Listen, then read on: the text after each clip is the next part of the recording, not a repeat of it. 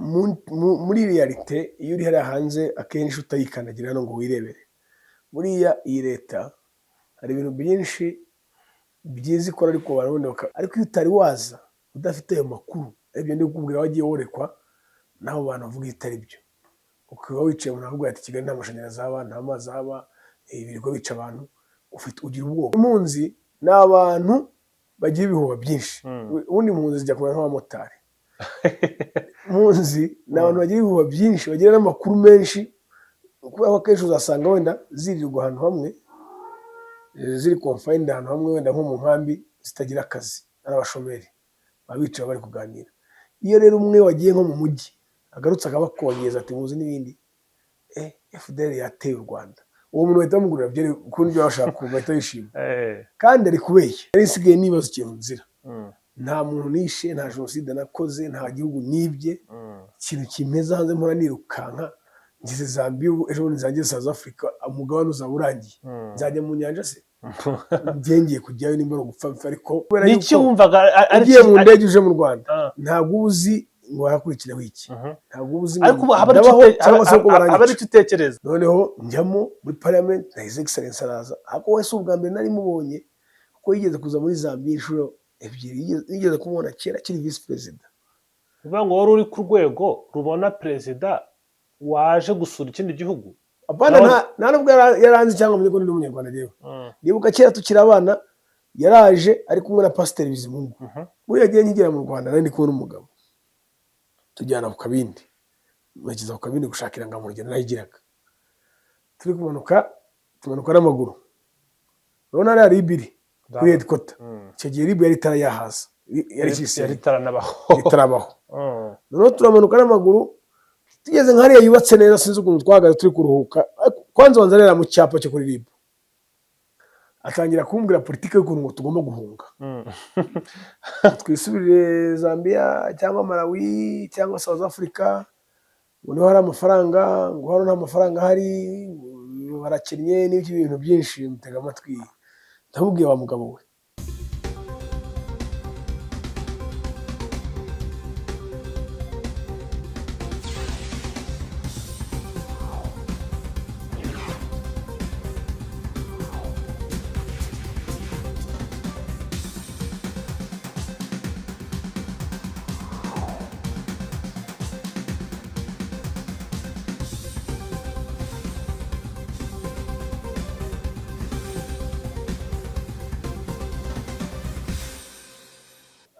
yego amahoro y'Imana bane namwe bakunzi ba One Nation Radio, ni Radio Diaspora y'u Rwanda, ijwi rya diaspora y'u Rwanda. Turi kumwe na Innocent Mugisha, turabana cyane. Innocent wiriwe neza? Wiriwe neza Bwana Abdou. Nongeye gusuhuza abakunzi ba One Nation Radio, mbanza kubiseguraho ntabwo ijwi ryanjye rimeze neza uyu munsi ko twaraye dufanye umupira mwafana wese match ko zarangiye. Umurenge Kagame Cup wahuzaga umurenge wacu wa Jabana muri Kigali n'umurenge wa Mbazi mu Majyepfo. Mwageze ku mwanya wa kangahe? Umwanya wa mbere twatwaye igikombe. Igikombe cyitiriwe umukuru w'igihugu. Uziko murenze. Twari turi mu mujyi wa Musanze rero ubyumva kuri stade Ubworoherane aho byaberaga, twasakuje twafanye, niyo mpamvu uza kumva ijwi tumeze neza. Umurenge Kagame Cup burimo imirenge yose? Yego, yo mu gihugu 415. Niba ngo nimwe murenge muzi umupira kuruta yose muri 415. Uyu munsi kugeza uyu magingo aya umurenge uzi umupira ni umurenge wa Jabana. Congratulations kuri Jabana football team nanone. Umuyobozi wanyu n'igitifu. Igitifu wacu twashema Jonas nabandi mushusho. Arenze rwose. Ako muba mwazanya bahashi nago mukoresha abantu. N'abana bo mu mudugudu waye. Ago nzabakoramo investigation, nzavumbura abantu mukoresha mu bakuru. Gusa ni byiza niyo uburyo bwose mwakoresha kugira ngo ni igikombe gikomeye, igikombe cyitiriwe umukuru w'igihugu. Umva nicyo gikombe kinini kurusha ibindi byose mu Rwanda. Bivuze nanjye nabyemera. Ubona rutaperi cyane. Aperi twara cya shampiyona ariko ifite cy'amahoro na cyerekezo gikomeye. Babishyira muri titre ko Jabana yakoze ibikomeye kuruta aperi. Hanyuma reka tuganire. Ni byinshi dufite byo kuganira, dufite ukuntu turi kuganira muri iyi minsi rwose tureba muri rusange by'igihugu cyacu. Birumvikana ujya gutera uburezera bw'ibanza, turebera hamwe ku bantu batavuga neza igihugu, hanini twibaza kuki hari abantu rw'abanyarwanda kwanza bakiri hanze, bakiri mu buhungiro. Reka mpera aho ngaho, wabaye hanze, wabaye mu bice bitandukanye, ibihugu birimo Zambia n'ibihugu bindi biri mu burengerazuba ndetse n'amajyepfo y'u Rwanda. Abantu mwagiye muganira mu minsi mwamaranye, ni iki kibazo bavuga bafitanye n'u Rwanda gituma badashaka gutaha? Abo ni bamwe. Ikindi kibazo nkubaza cya kabiri, ni ikihe kibazo gihari bavuga bati wenda aha naje kuhashakira amaronko, kuko hari abavandimwe mfite bari muri Amerika, abandi bari muri Israheli, abandi bari mu Bushinwa, ariko ntabwo banga u Rwanda. Igihe kigeze barataha cyangwa bakongera bakanatuvugisha mu buryo bwerekana ko nta kibazo bafitanye n'u Rwanda. Bamwe bari hano hafi batsimbaraye bakavuga bati njye sinasubira mu Rwanda. Icyo ni icya mbere. Ni ukubera iki? Hanyuma n'abafungura umunwa cyangwa bagafata intoki zabo bakandika bakavuga nabi u Rwanda n'ubutegetsi buriho, bo babivuga bagendeye ku ki? Babivugira iki? Urakoze cyane. Buriya hanze hari abanyarwanda kuko baba hanze y'u Rwanda, ariko ntabwo bose ari kimwe, baba mu byiciro bitandukanye. Burya nabashyira nko mu byiciro bibiri cyangwa bitatu. Hari icyiciro cy'abanyarwanda bagenda bagiye kwihahira, kwishakira amaramuko, yagira amahirwe Imana yamutera iteka akaba yabasha kujya nko muri Amerika cyangwa ku mugabane w'Uburayi cyangwa mu bihugu bya Afurika, akifungurira iduka cyangwa akibonera akazi agapagasa, ndetse akajya naza muri vacation n'ahangaha agashora n'imari. Abo nabo baragiye guhakira n'icyiciro kimwe. Hari icyiciro cya kabiri cy'abantu bagiye muri 1994 nyuma ya Jenoside yakorewe Abatutsi, bagiye ari impunzi, bajya muri Zaire, bajya Uganda, abandi Tanzania. Nyuma yaho bagenda bicumacuma bitewe n'impamvu zitandukanye. Hari umwe wavuye muri Zaire muri Afurika y'Epfo, hari uwavuye Zaire bakaba ari mu Bwongereza, akaba ari muri Amerika, akaba ari Canada, bagiye bagenda ku impamvu zitandukanye. Abo bose nta muntu utagira umuvandimwe mu Rwanda, nta n'umwe utaramwohereza amafaranga ya support make wenda yo kwishyura abana ku ishuri cyangwa iki. Ariko bamwe muri bo rero bagiye bamwe bafite imyumvire yo kumva ya leta, bari barashyizwe muri leta ya Habyarimana, kumva ko inkotanyi zivuye Uganda zije kubica, zifite imirizo, zifite iki, kugeza mu magingo bakaba badafite n'amakuru ye nyayo ku nkotanyi, bakaba bazitinya. Hari abazitinya bataranazibona, babana batoye. Hari n'abandi bagize uruhare rukomeye mu gutegura no gushyira mu bikorwa Jenoside yakorewe Abatutsi.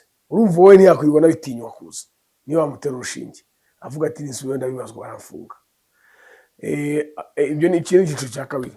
Icyiciro cya gatatu ni babandi none bavana mu Rwanda bakoze n'ubundi ibyaha ariko no bitari Jenoside. For instance, basanga wenda nk'umuntu yakoreraga urwego rwa leta ararwibye, yakoreraga banki arayibye, yafashe credit muri banki arayiturukanye, bakagenda ahanini n'akabita abajura.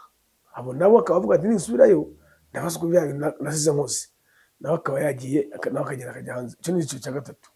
Hanyuma bariya bandika ugasanga agiye kuri YouTube aravuze, cyangwa agiye kuri murandasi aranditse, ukoresheje no social media, wenda kuri Facebook, kuri Twitter cyangwa se no kuri website ye ifite akandikaho, barahari benshi, akandika ibintu biri negative wenda u Rwanda cyangwa bina positive. Ariko iyo yanditse cya mbere cyo tugomba kwemeranya ko abakoresha santibazi afite uko ni opinion ze. Ariko ahanini abenshi muri bariya uzasanga bafitanye isano na bya biciro nakubwiye. Uzasanga, reka dufate urugero rwa Jambo, baraho ngo muri Jambo bandika bagira na website Jambo ya SBR baba muri Belgique. Yego. Nufata bariya ukareba inkomoko yabo n'abari bo, bahita bakubwira icyo bakwandika icyo ari cyo.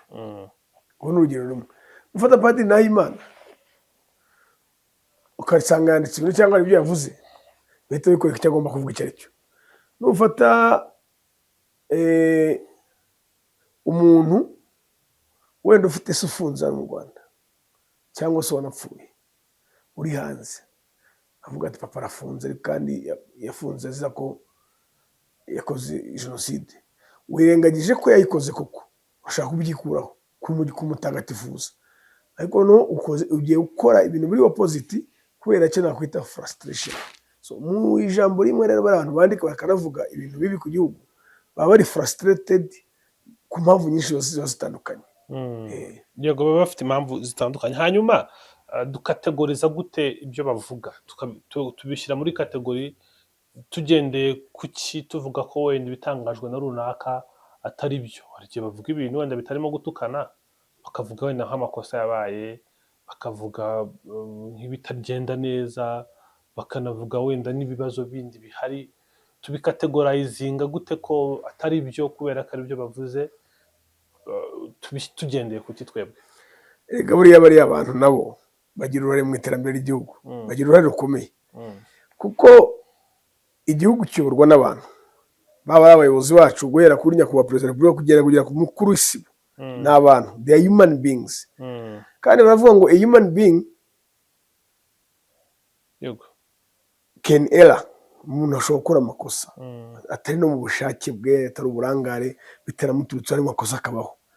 Bivuze ngo human beings bound to error. Bivuze ngo dushobora kuba dufite n'umuyobozi wenda ari umukuru w'umurenge, cyangwa ari meya w'akarere, cyangwa se ari governor, cyangwa se ari minisitiri, cyangwa se ashinzwe polisi mu ntara RPC, wenda akaba yafata umwanzuro utari mwiza, bikoresha amakosa akayakora abaturage. Icyo gihe umuntu uri hanze akabibona akabivuga kandi uko byabaye, uwo muntu ujye ntacyo mushinja, kuko ntabwo umuntu n'ubwo yaba ari umuyobozi, ubyumve neza, umuntu n'ubwo yaba ari umuyobozi ntabwo ari imiseke igoroye, kuko twavuga ngo they are 100% perfect. N'uwo muntu usebye igihugu nawe n'uwakimuha ntabwo yavuga ngo byose bikora 100%, everything has to be perfect. Ntabwo ari mu Rwanda honyine ushobora gusanga human errors, ni Bugande no mu bindi bihugu hose izo errors zibaho, ni amakosa bisanzwe nyine. So rero kuba umuntu yafata ikaramu akabyandika bamwe ngo n'abantu banye leta n'igihe bayifasha mu iterambere ryayo, ashobora kuvuga ikintu bakiverifiye bagasanga nicyo kigakosorwa kigakorwa neza. Ashobora no kuvuga nanone bitari byo, nk'uko wavuze ngo tukategoriza nka dute, twebwe turahari, tuba tureba, turi Abanyarwanda. Innocent ashobora kuba yaje kuri kamera, wowe ushobora kuba waje kuri kamera, n'abandi dufite bagenzi bacu benshi itangazamakuru bitandukanye, umuntu bakamunyomoza, ariko nibyo nkora mvuga, tunyomozanye twubahana. Umuntu nimba yakoze ikintu tukabona ko yabeshye, mubwire ibyo muzi, mufite facts. Buriya Nyankundaguru abantu urugero, buriya iyo aba twatangaga icyo nakwita nk'ibiganiro cyangwa za disikuru zacu, ahanini twigiye kuri minisita wa minubumwe, Honorable Bizimana Jean Damascene, Dr Jean Damascene. Wagora Dr binakora we arabanza akabisoma, ni ibintu aguha facts, iki ni iki, iki ni iki, iki ni iki. Icyo gihe n'umuntu naza gusabya igihugu agiterewe hanze y'igihugu, ukaba ushaka umukosora nawe utanga reference y'uko yaho wabikuye. Umuntu nakubwira wenda ngo urugero, umuntu nakubwira ngo Kigali nta mashanyarazi akihaba, Abanyarwanda babuze amashanyarazi, ugasanga wenda umuntu umwe yicaye kuri YouTube cyangwa wagiye kuri murandasi arabyanditse, mu Rwanda ni mu kizimu, ni mu icuraburindi, nta mashanyarazi agihari, amashanyarazi leta yajimije. Kandi twebwe Abanyarwanda tukaba tuzi ko icyo kintu ni pure, ni ikinyoma, buri munsi amatara bayaka. Umunyomozi ariko ugaragaze n'Abanyarwanda bose barabibona ko amatara ari kwaka. Umuntu nakubwira ngo mituweli de sante ni nabitabo ki ubwisungane, oya ni agakingirizo ntayibaho, ni ibintu baba babeshye, ni amafaranga leta yibira abaturage.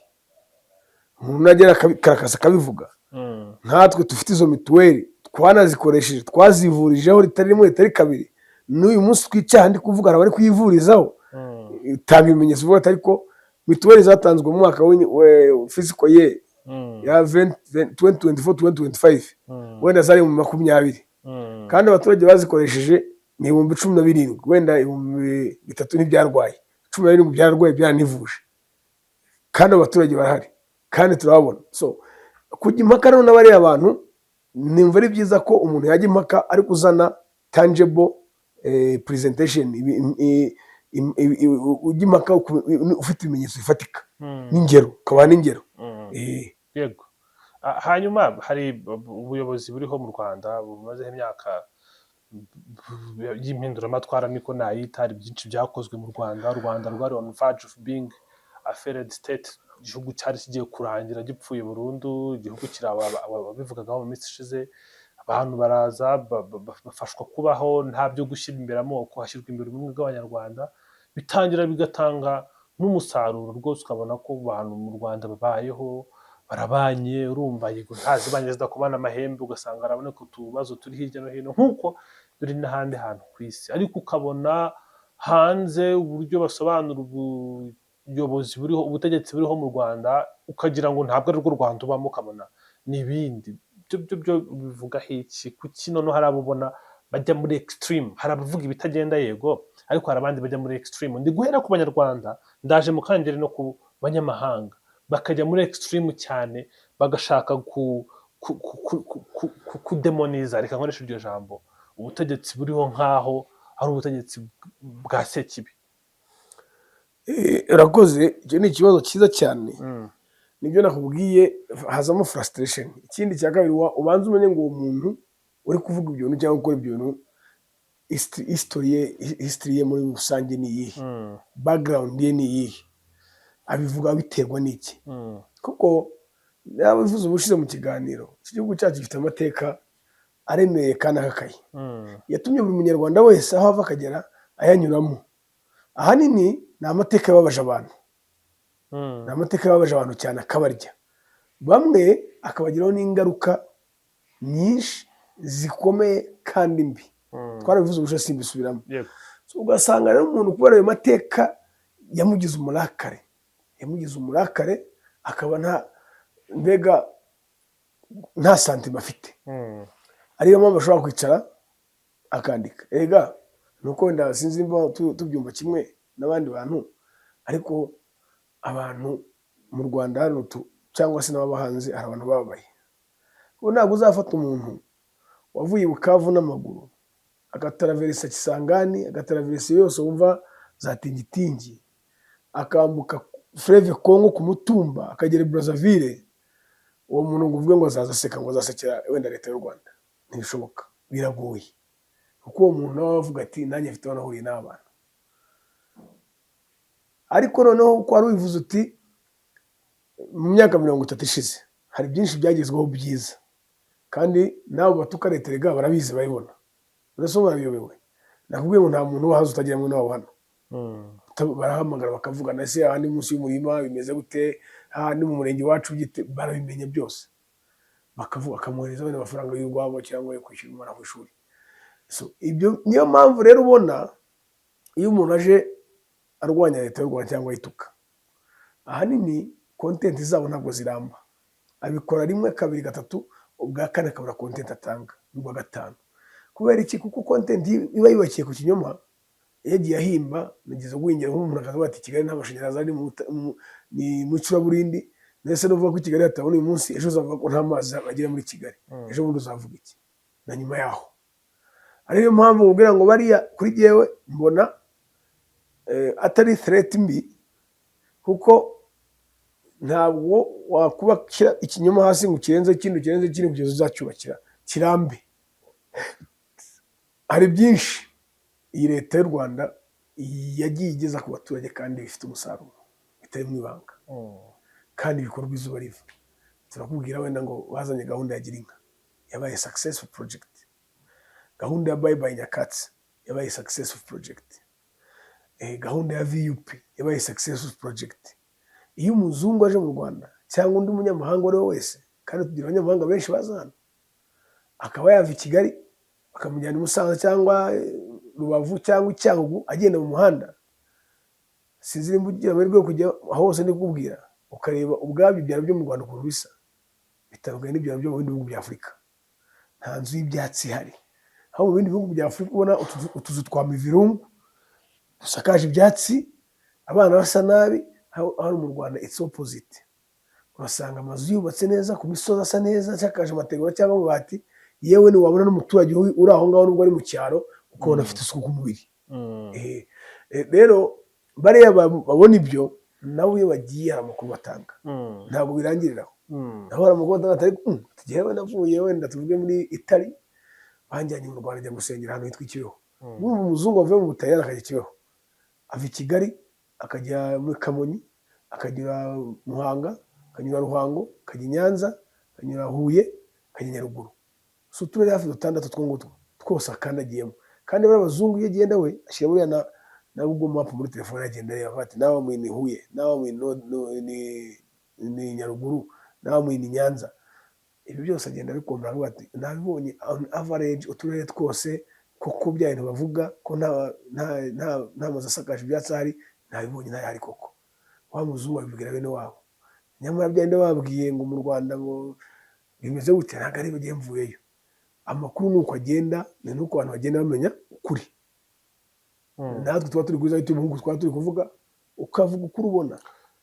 Ariko no sawa, wabaye hanze, wabaye mu mahanga, nakurikiranye inkuru yawe uganira na Bob Mugabe ku bijyanye n'urugendo rwawe kugera mu mahanga, ariko wowe perception y'igihugu yari iyihe? Tureke kugendera muri general, dufate wenda amaka particulier, turebe ahantu wari uri n'abantu mwaganiraga, amakuru mwari mufite ku gihugu yari ayahe, yabaga yavuye hehe, ku cyarabarenze uwo murongo bakavuga bati no, this is not what I want, ndashaka ibindi birenze ibi, have to go back.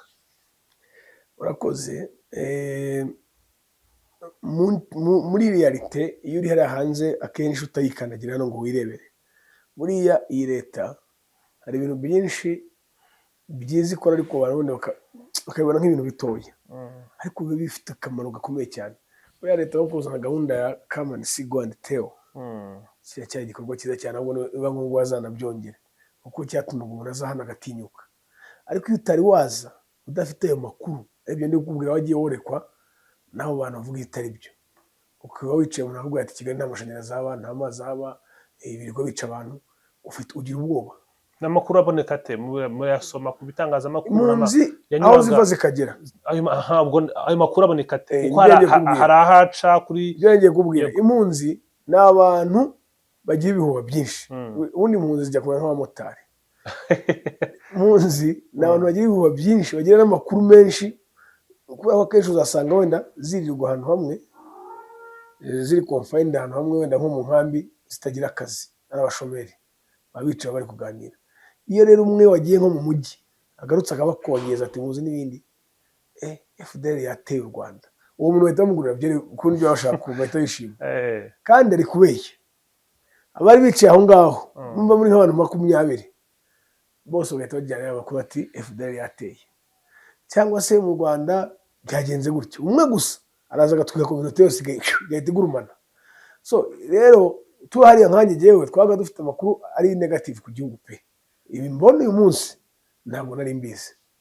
Ntabwo anyuze muri izo cana uri kumbwira z'umuntu usanye gihuha kimwe gusa mwese agahita bakongeza. So ibyinshi ngera bibonye n'amaso yangeza. Hanyuma icya come and see, go and tell wacyumvise ute? Ugira ngo none utangire kumva, kuko urumva nimba wumva ayo makuru aho hantu urigengesera kuba wahajya. Andi sasa yahanganye nayo yo wayabonye ute? Hari umuntu waje w'umuyobozi, ngira ngo ari umusenateri, tuganira nawe atubwira ati yabasanze aho mwari muri. Oya, baraduhamagaye, hari ukuntu bafite abayobozi reka. Impunzi ziba zifite impunzi leadership structure. Iyo umuntu azishaka rero hariho wa muyobozi agahamagara iziri buboneke za hafi aho ngo ziri buboneke byihuse. Bahamagara urangiye barampamagara cyane ko iyo baje batuguriraga na za byeri n'ibiki byose mukaserebura mukabomganya nka saa saba. Turagenda nyine twibona byeri aho ngaho baratuganiriza, aho abantu baratari abantu babi, turaganira birangira twumvikanye ko tuzaza mu Rwanda, ngiye mpita niyandikisha. Ntabwo mwaketse ko bishobora kuba ari agatego wenda bari kukitabite?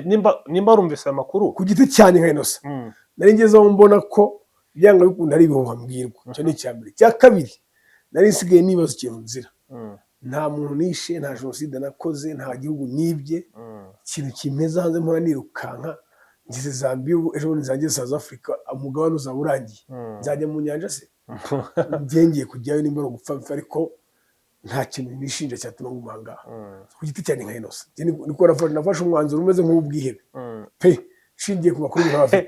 Binkirije nko kwijana numve ku kijyanye hagati yo gupfa no gukira, kuvuga ati bino bintu njyewe ko ndi kubyumva mu mutima wanjye ntacyo nakoze, niko bari bubyumve, no kuvuga ati nyamara n'abandi bambwiye ibi ngibi bishobora kuba ari byo. Binkirije nko kwijana twumva. Oya, biragoye ko abishyiramo gutya, kubera yuko niki wumvaga agiye mu ndege uje mu Rwanda ntabwo uzi ngo harakurikiraho iki, ntabwo uzi. Ariko abari tutekereza wowe ubwawe nicyo wumvaga gifite amahirwe menshi yuko kiri bube?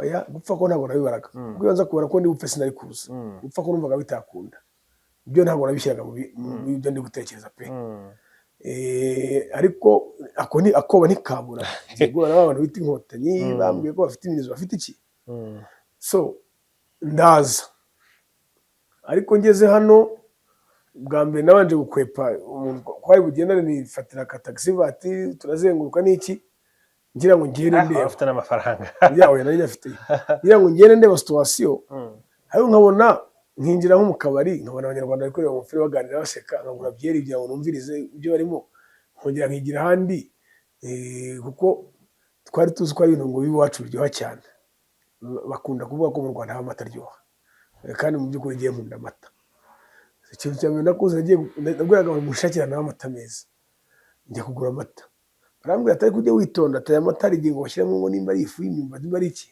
ntabwo amata arimo ifu y'imyumbati nahita nyamenya ntangira kujya nigira muri botike zisanzwe apana ahantu ha VIP nkagenda nkigura ikivuguto nkingura cyangwa inshyushyu every day like that nkajya gutembera mu mujyi aho nkabona mu mujyi abanyarwanda bahari bose they are mixed nta kuba wenda ngo bimwe twavuye hanze umuntu afite amoko mu mutwe ngo abahutu ngo abatutsi iki ibyo ntabyo ndi kubona ngira amahirwe yo kujya muri mushyikirano mpuriramo n'abayobozi ndabitegereza mu mushyikirano se ko kujyamo bitari ibintu byoroshye invitation yo kujya mu mushyikirano wayibonye naje nyifite noneho njyamo muri parliament na his excellence araza ariko wese ubwa mbere nari mubonye kuko yigeze kuza muri Zambia inshuro ebyiri yigeze kumubona kera kiri vice president bivuga ngo wari uri ku rwego rubona perezida waje gusura ikindi gihugu abana nta nubwo yaranze cyangwa umenye ko ndi umunyarwanda rero nibuka kera tukiri abana yaraje ari kumwe na Pasiteri Bizimungu bajya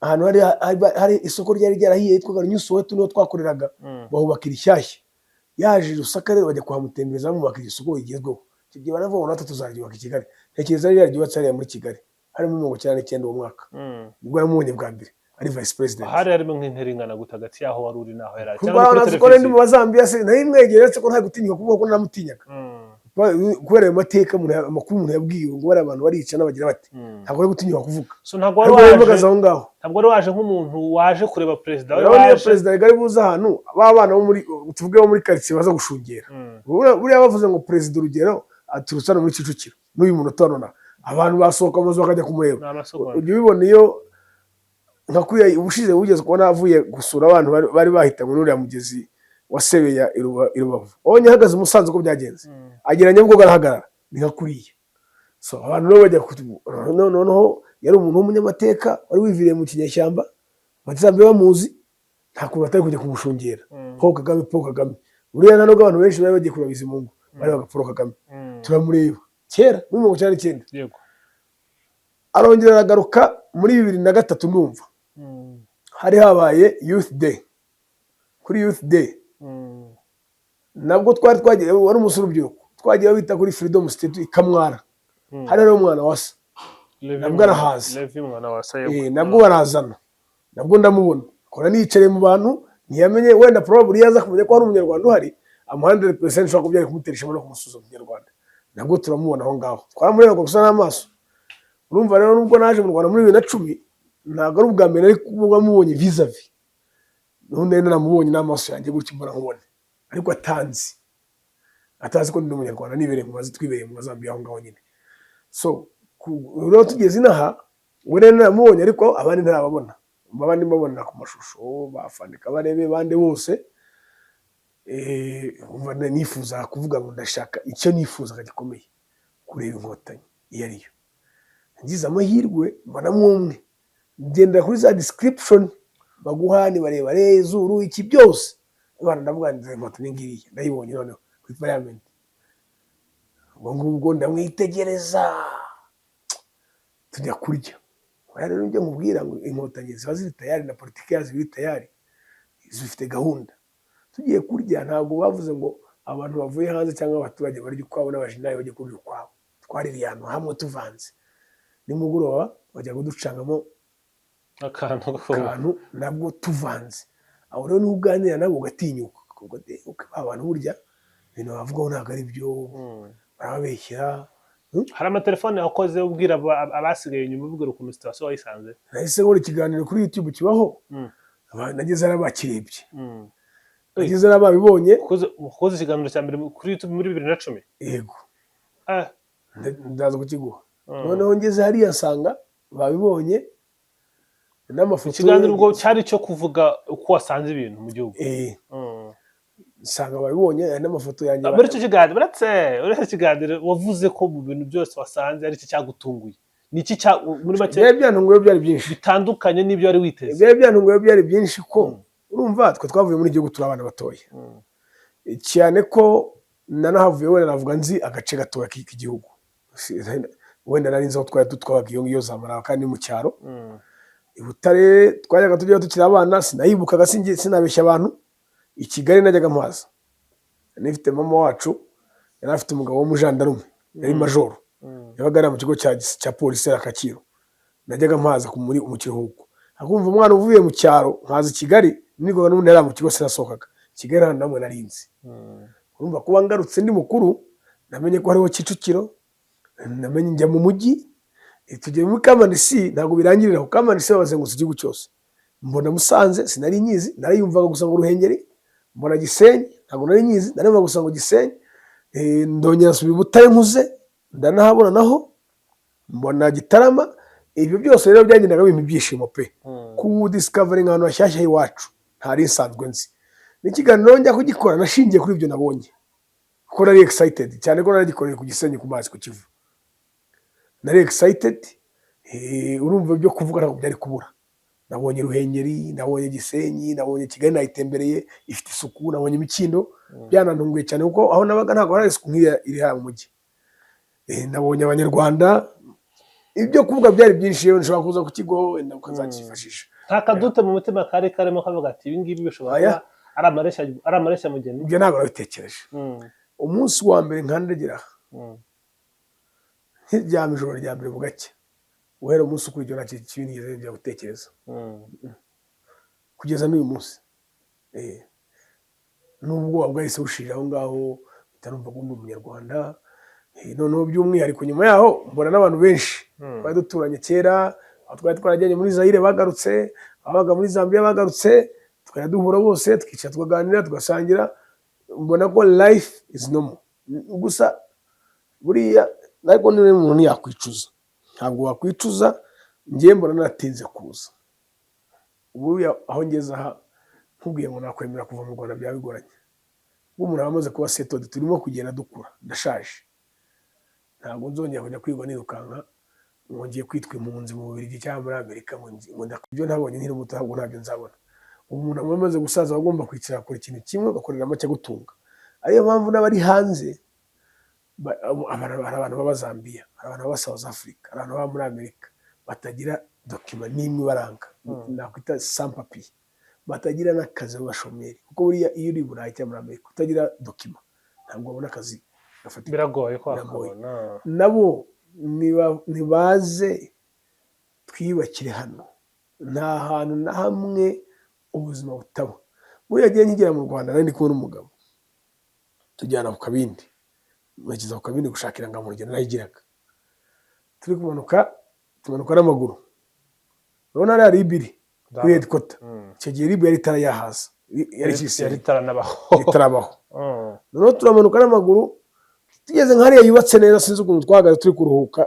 Kwanza wanza rero mu cyapa cyo kuri ribu atangira kumbwira politike y'ukuntu ngo tugomba guhunga, twisubirire Zambia cyangwa Malawi cyangwa South Africa, ngo niho hari amafaranga, ngo hano nta mafaranga ahari, barakennye n'ibyo bintu byinshi. Mutega amatwi, ndamubwiye wa mugabo we, reba ari hakurya, urabona biriya bisenge byari amabati, ari amabati yose ubona biriya bisenge.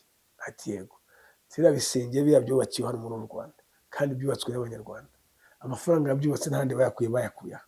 Aha amafaranga arahari, reka dushikame tuyakorere tuyabone tugira ibisenge nka biriya. Full stop. Turatahana ngira ngo yabyumvise agize nk'icyumva ngo aragiye.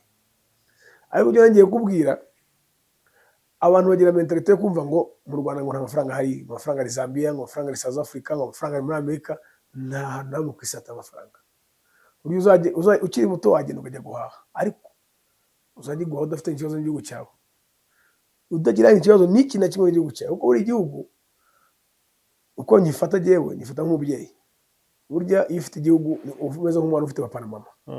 Iyo uri impunzi cyangwa mu gihugu hanze waratorongeye utagira na sampapi, burya umeze ntaho utaniye n'imfubyi.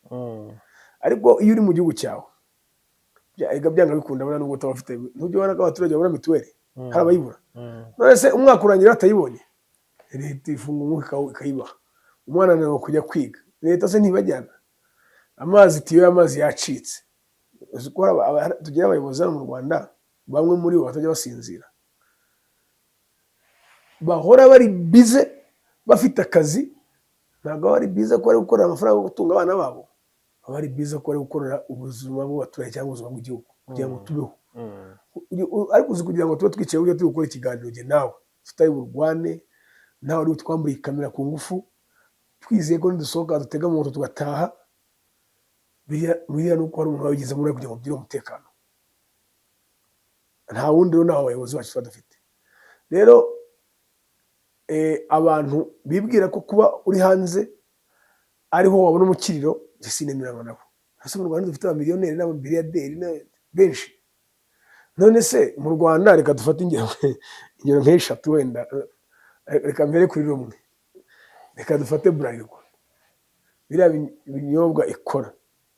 Uri ugiye mu mibare ya Bralirwa kugira abantu bakumirwa, buri munsi imashini ziba ziri kuvuguta umubirizi, ziwucanga ziwuvanga n'amasaka, bagashyira mu macupa bakazana i Kigali n'ahandi hose. Ntibinywa se ntibinyobwa, tubaye turabakire biriya ntitwabinywa. Urebye sales za Bralirwa wakumirwa. Ibintu abaturage bahinga, buriya ugiye mu Kinigi ukarebera biba bari gukura, cyangwa se mu nganda ibintu bigatunganyirizwa, biriya byose biribwa n'Abanyarwanda. Icyo bivuga ni iki? Icyo bivuga nuko ari Abanyarwanda bose bagura biriya amafaranga baba bayafite. Tubaye tutayafite, Bralirwa yajya kukubwira ko igiye gufunga imiryango kuko yabuze abakiriya. Tubaye tutayafite, bari abahinzi b'ibirayi bajya babimena, byabuze ababigura ko abantu ari abakene. Rero abantu bagomba gucika kuri mentalite yo kumva ko ubukire buba buri hanze y'igihugu cyawe. Ubukire ntabwo buba hanze y'igihugu cyawe, ubukire buba buri aho uri. Icyo biba bisaba no gukora cyane. Ubukire buba buhari, icyo biba bisobanuye no gukora cyane. Nkeka ko ari niyo mpamvu twatangiye iki kiganiro, nuko hari amasomo twagombaga gutanga ku bijyanye ahanini n'abantu babona ibintu mu buryo bwabo bishingiye ahanini hari n'ababikora bitari bo, bikagendera ku makosa y'ababyeyi babo, bakagendera mu kigari. Hanyuma ubuzima bwo kubaho utahawe, wabikomejeho mu kanya ati nta cyiza kiruta igihugu cyawe. Ubuzima bwo kubaho utabaye mu gihugu cyawe, ubaye mu mahanga, utazi igihugu cyawe, biba bimeze gute mu mutima? Uba wiyumva ute iyo wumva uri hariya? Kuva wagera mu Rwanda wumvishe bitandukanye bite n'ubuzima bwari buri hariya n'amagambo wumvaga? Biratandukanye cyane. Nese ubwo wagira ngaho wambaza umuryango wa migration uri nkakwereka. Wenda nzi kwikorera Kacyiru, ariko muri realite hari ugomba kujya guteza za visa, ugomba kujya kwaka ibyangombwa byo kujya kwiga, no gusaba uruhushya.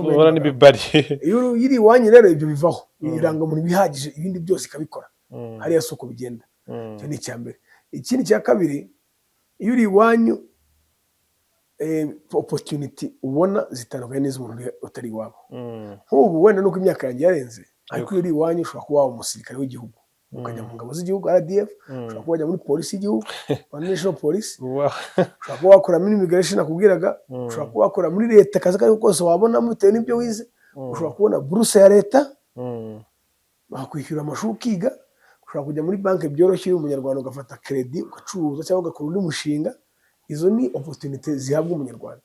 Ariko umunyarwanda uba hanze, iyo utishoboye cyangwa ngo HCR igufashe, ntabwo wakwiga, leta ntiyaguha buruse, kirazira. Biragoye. Ntiwajya mu ngabo z'icyo gihugu, ntiwajya muri polisi y'icyo gihugu, ntiwajya muri immigration y'icyo gihugu, ntiwakora muri leta. Ndabwira muri leta yazamye nta munyarwanda ukoramo. Abakoramo ni amakontara babaha, bakora aka kazi bazamye batakora, cyangwa aho babona hari bakeneye manpower. Nk'urugero nk'abaganga, bakeneye abaganga benshi, ukaguha kontara ukabuvura imyaka nk'ibiri, cyangwa abarimu. Ariko ibindi byose babirekera abazambiye. Ibyo rero nabyo bituma umuntu utari iwabo bimugabanyiriza amahirwe yo kuba yatera imbere. Cyane rwose. Ino sare nkagushimire. Urakoze cyane. Urakoze cyane.